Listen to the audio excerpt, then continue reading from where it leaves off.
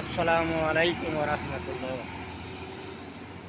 আমি যে কথাগুলো বলবো, আমি কোনো দলকে এবং ব্যক্তিকে ছোট করার উদ্দেশ্য নয়। আমার কথাগুলোর মাঝে বর্তমানে বাস্তবতার সাথে মিলিয়ে দেখবেন যে এটা বাস্তব সত্য কিনা। কারণ মানুষ এখন দুইটা দলে যোগ দেয়।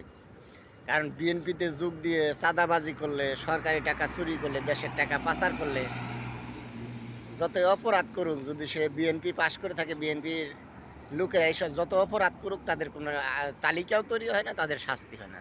তেমনই আওয়ামী লীগে চাঁদাবাজি, সন্ত্রাসী, দেশের বাইরে টাকা পাচার, ঘুষ খাওয়া, সরকারি টাকা চুরি করা, এগুলা করলে কোনো আইনে তাদের তালিকা তৈরি হয় না, তাদের শাস্তির আওতায় আনা হয় না।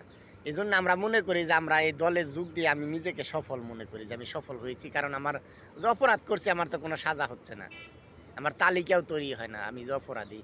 কিন্তু আসলে কি আমি সফল? কারণ সরকার আমাকে তালিকা করে যে আমি যে অপরাধী এটা তালিকা করে আমাকে শাস্তি দিল না।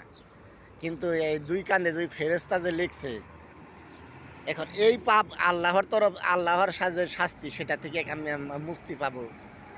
কারণ আমি আগে বুঝতাম যে আমি একজন মূর্খ, আমার সাথে লেখাপড়া করে অনেকে দারোগা হয়েছে সফল, অনেকে বড় নেতা হয়েছে, অনেকে বড় চাকরি করে, সরকারি বেসরকারি চাকরি করে অনেক। আমি ভাবতাম সে সফল। এখন দেখি যে আমি মূর্খ, আমার চেয়ে সে ব্যর্থ। কারণ সে সফল হতে পারতো যদি সে সৎভাবে হালালভাবে উপার্জন করতো। সে আমার সাথে পড়ালেখা করে দারোগা হয়েছে, সে দুনিয়া যতদিন চাকরি করবে ঘুষ খায়, যে যতদিন ঘুষ খেয়ে হারাম উপার্জন করে সে নিজেকে ধ্বংস করছে, তার পরিবারকে ধ্বংস করছে। তেমনি সরকারি চাকরি করে যদি একজন আমরা মনে করি যে বিচারক হয়েছে, বড় বড় পোস্টে সরকারি দেশে চাকরি করে, আমরা তো মনে করতাম সফল, সে লেখাপড়া করে তার কাজে লাগাইছে। এখন এই দুনিয়ার মধ্যে সবচেয়ে সে ব্যর্থ। কারণ সে ওই কাজটাই যদি হারাম উপার্জন না করতো, সঠিকটা ব্যয় করতো, তাহলে দেশেরও কল্যাণ হতো, নিজেরও কল্যাণ হতো, তার পরিবারের কল্যাণ হতো। এই জন্যে আমার যে পরিকল্পনা যে আরেকটা গুণেগার দুনিয়ার জমিনে না জন্ম নেয়, আমরা এই জন্য জেনা ব্যবিচার সম্বন্ধে কোরআন এবং সুন্নাহর আলো কী কী বলা হয়েছে, হারাম উপার্জন সম্বন্ধে কী বলা হয়েছে, অবৈধ দেশের টাকা পাচার সম্বন্ধে ইসলাম কি বলেছে, এইসব ইসলাম কোরআন এবং সুন্নাহর আলোকে এইসব বিষয় নিয়ে আমি পাঠ্যপুস্তকের অন্তর্ভুক্ত করব। এই জন্যই যে যারা দুর্নীতি করে, যারা চাঁদাবাজি করে, দেশের টাকা পাচার করে, ঘুষ খায়, সরকারি টাকা চুরি করে, তারা মানুষ, তারা মানুষ হলে তারা আমার আপনার আপনজন, তারা আর কেউ না। এই 52 বছর যাবৎ দেশের জনগণ ঘুষ খায়, সরকারি টাকা চুরি করে, এই বিষয়ে কোনো পাঠ্যপুস্তকের অন্তর্ভুক্ত করা হয় নাই যে এটা কত বড় পাপ, কী অপরাধ করছে। এটা কোনো শাস্তির জন্য তালিকাও তৈরি হয় না। কারণ এটা যে দলে অংশগ্রহণ করে এই কাজগুলো করে, ওই দলটাকে ধ্বংস করে, দলটা একটা অভিশপ্ত দলে পরিণত করে। আর যে ধর্মের আছে সে ধর্মটাকে ধ্বংস করে, সে নিজেকে ধ্বংস করে, নিজের পরিবার ধ্বংস করে, দেশকে ধ্বংস করছে।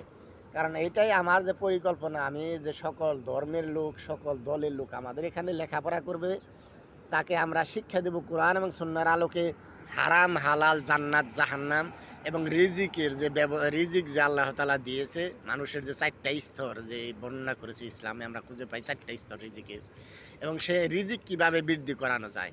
কারণ আমরা হারাম ও বৈধভাবে টাকা উপার্জন করে আমরা রিজিকটা যা আল্লাহ লেখছে ওইটাই কামাইতে পারি, কিন্তু ওইটা অভিশাপ হিসাবে কাজ করে। মানুষের সমস্ত কাজই ইবাদত, সেটা যদি কোরআন এবং সুন্নাহর মোতাবেক হয়। কারণ আমরা রাজনীতি করবেন, দুনিয়ার সবচেয়ে বড় ইবাদত রাজনীতি।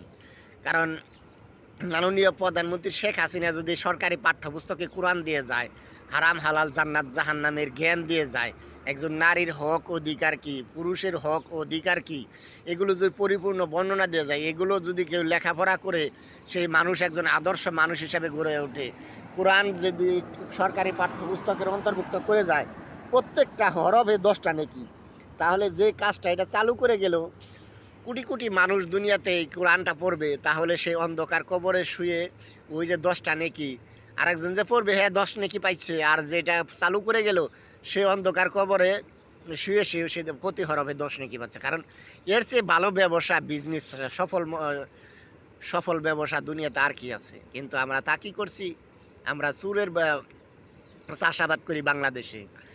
কারণ যারা চুরি করে তারা আমার আপনার আপনজন, আমরা মনে করি যে আমার আপনার আপনজন, কোনো শাস্তি হয় না, কোনো কিছু হয় না, কোনো এদের তালিকাও তো জানানো হয় না, তাহলে মনে করি আমরা সফল। আসলেও সফল না।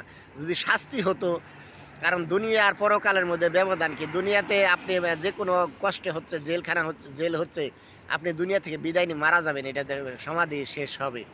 কিন্তু পরকাল তো মৃত্যু নাই, কবরের জগৎ শুরু হয়ে গেছে, আপনার আর মৃত্যু নাই। ওখানে শাস্তি যে শুরু হইলেও তাহার সুস্থ শাস্তির শুরু আছে, শেষ নেই।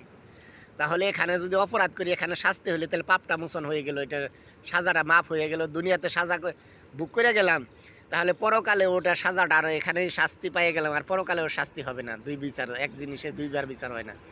তাহলে এই জন্যে এই আমরা যদি আমাদের এই অপরাধের শাস্তি শুরু হয়, তাহলে মানুষ অপরাধ অটোমেটিকলি কমে যাবে। দুইটা লাভ, একটা অপরাধ কমে যাবে, দেশের উন্নয়ন, যখন অপরাধ কমে যাবে দেশ অটোমেটিকলি উন্নয়ন হবে।